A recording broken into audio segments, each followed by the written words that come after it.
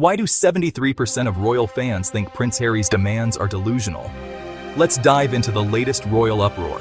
In a now viral BBC interview, Prince Harry made jaw-dropping claims. He implied the royal family might have been involved in Princess Diana's tragic death, and suggested they want harm to come to him, Meghan, and their children. The bonkers BBC interview that Harry gave this week, or last Friday, but it's got legs for days, in which he says two things that do not go together.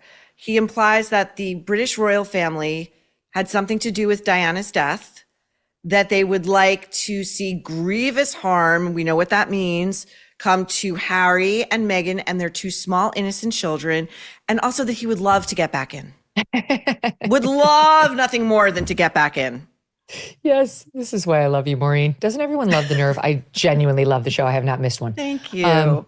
So you're right. They're not, these two things are incongruous. And because one of them, and that means one of them is not true. And the one that is not true is his desire for reconciliation. He does believe all those things. I think he actually does believe them.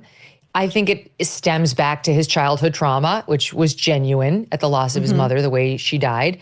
And unlike William, who also had the same trauma and was only a couple of years older than Harry, dealt with it. Like, he dealt with it and went on to have a relatively, it looks like from the outside anyway, healthy family life in his own, created family.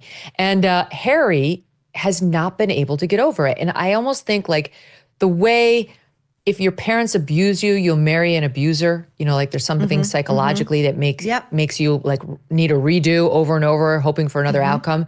He's like, the way he talks about something happening to him or Meghan, it's got like a hopeful tinge to it. You can sense he almost wants something to happen so that he can be like, I told you, see? It's my mother all over again. Like, he needs it. Like, he needs to feel special. He needs to feel under attack. She does too. I mean, they create these fake dramas around them to try to, it's almost like, Maureen, I remember when I was a little kid, I might have broken a toe. I don't know.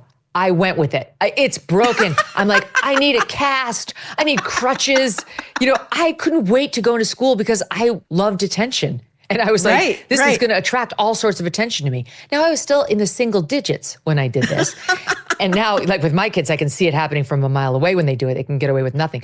But that's how he still is. And Meghan Markle too. Like, he needs the drama of like, they're out to get us. They want to kill us. The press is going to lead to Meghan getting killed just like my mother. All the stuff I just mentioned is like combined to create this delusional, paranoid, sad sack that used to be a sought-after prince and now is just sort of like a charity case where you're like, oh. According to Megyn Kelly, Harry has somehow convinced himself that the royal family not only played a role in Princess Diana's death but also wants him, Meghan, and their kids dead. But here's the kicker. In the same breath, he claims he wants to reconcile with them. Kelly doesn't hold back, calling it delusional and immature. You can't accuse your family of plotting murder and then say you're hoping for a happy reunion. Is Harry completely losing it, or is he just desperate for public sympathy? It's paranoid and tragic. Harry is trapped in his own fantasy, and Meghan's feeding his victim complex. And here's where it gets really twisted. Megyn Kelly points out that Harry's entire identity now revolves around being a victim like his mother. It's almost as if he wants something bad to happen just to prove he was right all along. Kelly compares it to a child craving attention, exaggerating injuries to feel important. She even says it's like breaking a toe and begging for crutches just to get sympathy. Is Harry so addicted to being seen as a martyr that he can't even recognize when he's embarrassing himself? Yet, in the same breath, he says he wants to reconcile with them. Let that sink in.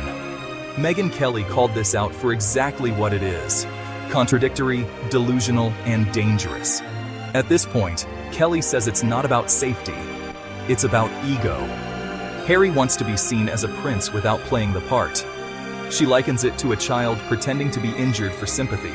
Only this time, the stakes are global headlines, lawsuits, and royal reputations. It's sad and cringeworthy. Harry's not just fighting the media, he's fighting his own obsession with trauma. And here's where Harry's entitlement really shows. He's demanding royal security even though he's no longer a working royal. Megyn Kelly reveals that the late Queen Elizabeth offered Harry accommodation at Buckingham Palace with full security anytime he visited the UK. But Harry refused, demanding private security with armed guards, something even major celebrities like Taylor Swift and Tom Cruise don't get when they visit. You're so right about that sort of arrested behavior. I think William, one of the healthiest things he did, part of him falling in love with Catherine, Princess of Wales, I really think had to do with her family of origin. And they were intact and they were loving and they seemed to have a very healthy, emotional sort of relationship amongst all of them. And he was very attracted to that. And I think he found that normalcy and that groundedness and the things that, he was maybe lacking given his birthright. And Harry, meanwhile, was just left to stew in it. And I think the thing too that you're saying is so right on, and it's so perverse because like in that BBC interview, he was bragging that like on the threat hit list, he's number one. Yeah, like he's right. Like, sure.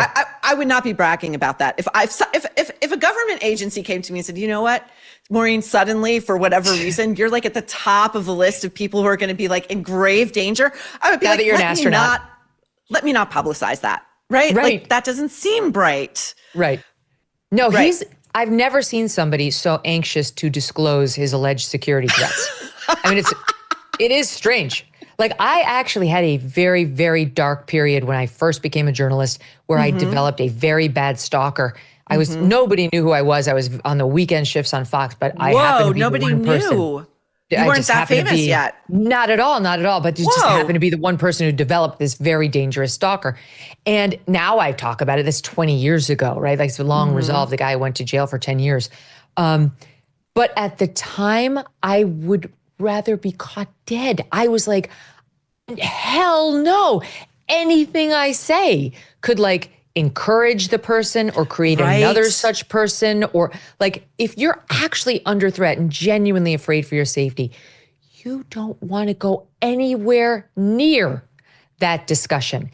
And the whole lawsuit with the family and the security, that was just his attempt to like win, to punish them, to say like, you're not in control of me. Like I will get what I'm entitled to. I'm a Prince of England. I will have it, because we all know, number one, he has the money to pay for private security, all the private security he wants. Now, It's true, you cannot arm them in Great Britain. They're not allowed to carry guns. So that's a diminishment of full protection. But it's what Taylor Swift has to deal with. It's what Tom Cruise has to deal with. It's what every massive star, way more famous than Harry, has to deal with when they go to the UK. And speaking of stalkers, I guarantee you Taylor Swift is in far more danger at any public appearance than Prince Harry is. So, but the second point, Dan Wootton told me, and he broke Megxit, he's broken all these big royal stories, that the king said to Harry, okay, Queen Elizabeth said you cannot have the security the same as you would if you were working royal. We cannot look at the taxpayers and tell them they have to foot that bill, since you're not doing any work for us and you fled the coop and you're trying to make money off of all our stories on Netflix. But whenever you come here, you can stay in Buckingham Palace and you will get all the security that comes with that. And Harry refuses to do it, even though, Maureen, no one's in Buckingham Palace. William and Kate are at a different palace, and so are Charles and Camilla. So he'd have Buckingham Palace to himself with all the security, and he still is on the BBC going, boo fucking who? Feel sorry for me. Incredible. Such a great point. And like, let's say even a family member happened to be in Buckingham Palace. It's like, you could conceivably never see them, okay? You've got like 85 rooms and staff and foot soldiers, and it's all going to be fine. Kelly blasts him for his hypocrisy and arrogance. He wants to bash the royal family for public sympathy while still living off royal privileges. It's tone-deaf and laughably entitled. Exactly. It's not about safety, it's about control. Harry wants the status of a prince without any of the responsibilities. And here's the craziest part. Buckingham Palace, one of the most secure places on earth, was offered to Harry whenever he wanted to visit. But what does he do? He refuses and then whines to the BBC about how he's not safe. Kelly calls it petty and spiteful, saying Harry just wants to prove a point rather than actually protect his family. Is Harry's desperation for control clouding his judgment, or is he just addicted to playing the victim? It's infuriating and pathetic. Harry's ego is making him self-sabotage, and Meghan is encouraging it. And here's where Meghan comes in. According to Megyn Kelly, Meghan is feeding Harry's paranoia, encouraging him to see himself as a modern Diana who's being hunted by the press. Kelly says Meghan's Hollywood mindset has convinced Harry that every minor inconvenience is part of a grand conspiracy. Is Meghan using Harry's trauma to boost her own victim narrative, or is she just as delusional as he is? So, is Prince Harry spiraling under trauma or manipulating the press with a calculated victim narrative? Is Meghan the mastermind or just as deep in the delusion? One thing's clear, the royal fairy tale is long gone and the reality show has taken over. Let us know what you think in the comments below. Is Megyn Kelly right or is she going too far?